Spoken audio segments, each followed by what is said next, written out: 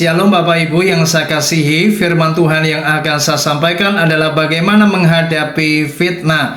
1 Petrus pasal yang kedua ayat yang pertama, firman Tuhan berkata, "Karena itu buanglah segala kejahatan, segala tipu muslihat, dan segala macam kemunafikan, kedengkian, dan fitnah." Saudara, Alkitab sangat tegas sekali mengajar agar kita sebagai anak-anak Tuhan, kita tidak boleh melakukan apa yang namanya fitnah.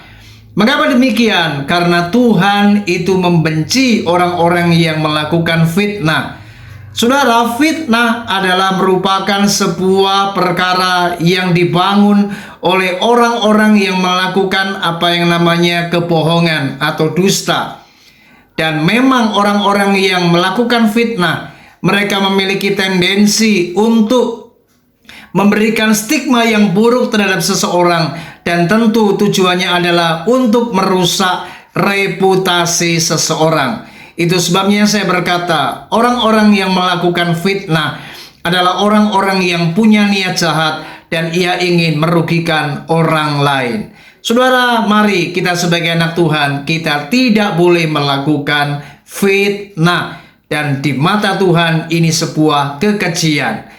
Namun di dalam kehidupan ini kita tidak bisa menghindari.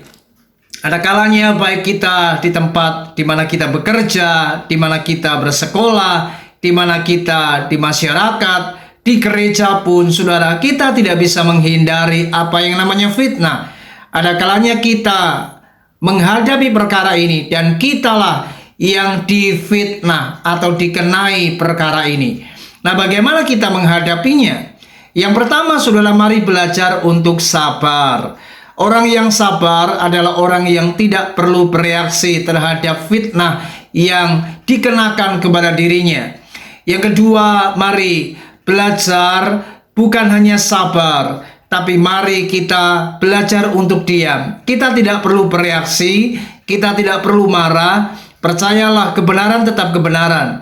Kalau hidup kita benar, takut akan Tuhan, kita tidak melakukan kesalahan, kebenaran tidak perlu dibela. Karena kebenaran pasti akan menyatakannya pada waktunya. Dan orang yang benar akan tetap memiliki apa yang namanya kemenangan. Dan yang ketiga, mari belajar berserahlah kepada Tuhan. Karena dengan kita berserah, kita mempercayakan segala sesuatu kepada Tuhan. Dan percayalah, Tuhan itu adalah Allah yang baik. Dia pasti membela orang-orang yang melakukan kebajikan, kebenaran. Dan Tuhan tidak akan pernah meninggalkan kita.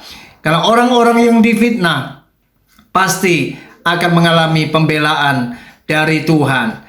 Dan yang keempat, mari ampunilah orang-orang yang melakukan fitnah terhadap hidup kita. Karena dengan kita mengampuni, kita melakukan hukum kasih. Ketika kita dikenai perbuatan yang jahat, mari jangan balas kejahatan dengan kejahatan, tapi balaslah kejahatan dengan kebaikan. Doakan orang-orang yang memfitnah hidup kita. Mereka ada kalanya melakukan ini karena ada rasa benci, iri hati, dengki, dan lain sebagainya.